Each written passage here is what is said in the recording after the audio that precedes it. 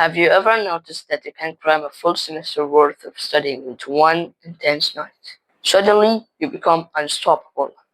Laser focus, distraction disappear. All because there's a deadline. And for those big life goals like learning a new skill, days, weeks, and months pass by with no progress or a very little progress. It isn't because you're lazy, it is because of a fascinating psychological phenomenon that is called the deadline effect. And today I'm going to explain it and how to use it intentionally, not for just school, but for life. The deadline effect is a concept popularized by many psychologists and author Christopher Cox. Simply put, when you have a looming deadline, your brain kicks into high gear, focusing more intensely, ignoring distractions, and working more efficiently than usual. You might not believe it, but your motivation skyrockets when time is limited. Studies have shown that students' productivity increases dramatically as exams get closer. Even if their confidence about the exam drops, their output work goes up. The ticking clock creates a kind of urgency that forces your brain to prioritize what's the most important thing to do now and forget everything else. But here's the catch. The deadline has to feel real, immediate, and extremely imposed. This is why schools have fixed and unavoidable deadlines, which makes you super productive. But in life, they often feel as self-imposed and vague, which makes it much harder. Think about it. In schools, there are strict deadlines and consequences. You miss an assignment, you lose a grade. You miss an exam, you fail. Because your brain knows there's a real price to pay. But in life, you miss a workout, thing happens. You skip a project, no one calls you out. You can say, I'll work tomorrow or I'll get to it later. This flexibility feels great at the time, but it kills motivation. Research shows that self-imposed deadlines work in one condition. If you space them evenly and make them like concrete, else you procrastinate until the last minute and show low quality work or no work at all. This lack of structure creates what scientists call planning fallacy, which means we underestimate how long the tasks will take and delay starting them.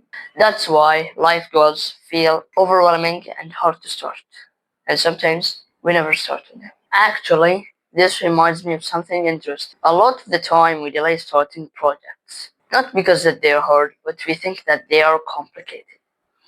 So I tested this tool. It is called Caffiene.ai, where you literally just describe for it what you want and it builds it for you. Whether it is an app, a game, a project, it will build it for you.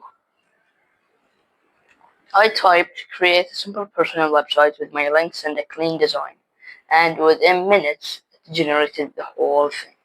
No coding, no setup, just an idea turned into something real.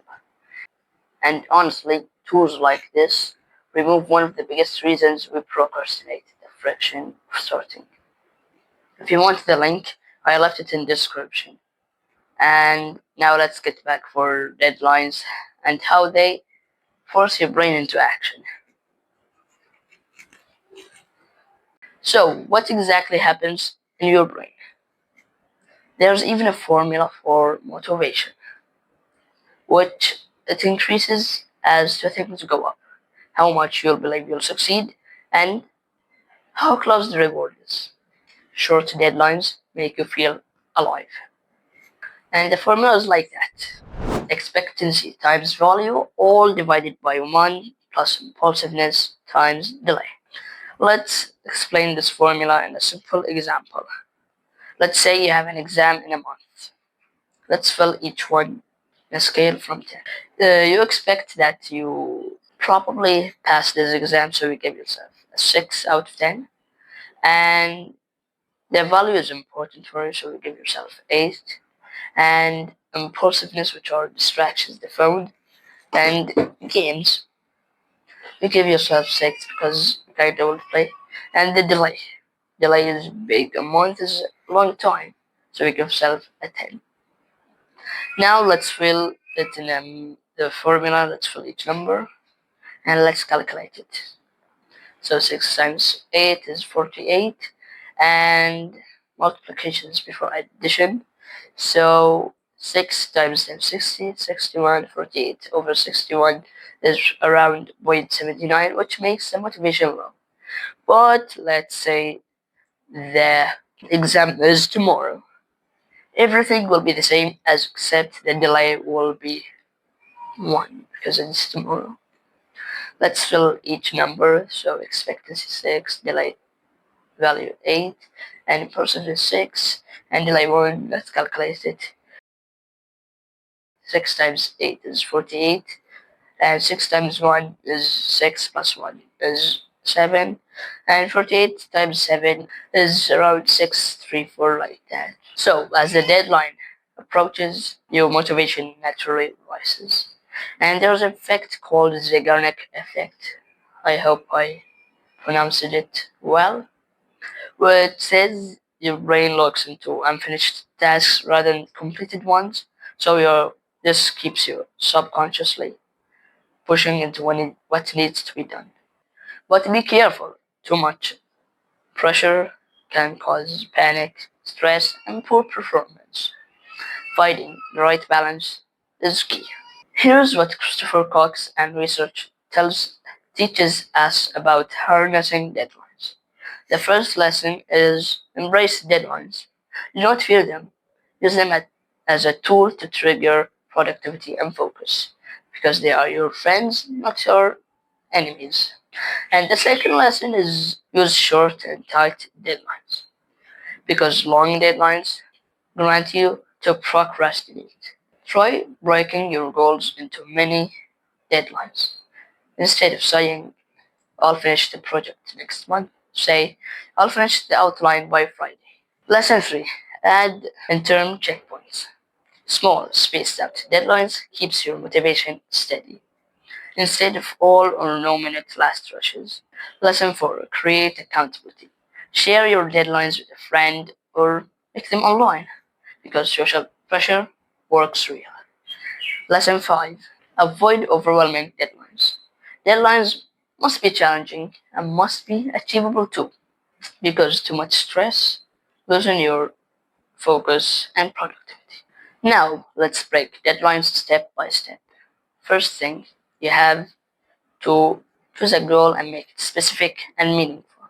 Next, split the goal into 3 to 5 minute tasks and avoid the planning fallacy by thinking realistically and thinking about what's needed to be done. After that, use short, tight deadlines. 2 days, a week, keep it tight. Next, make your deadlines public. Share them with a friend or post them on social media. And if you would like, you can write them on your planner. After that, reflect weekly on your progress. Adjust deadlines if needed and celebrate small wins because motivation loves rewards. Lastly, add soft pressure. Add gentle pressure and consequences for missing deadlines, like penalty, a small penalty, or a reward. So, here's what I did recently.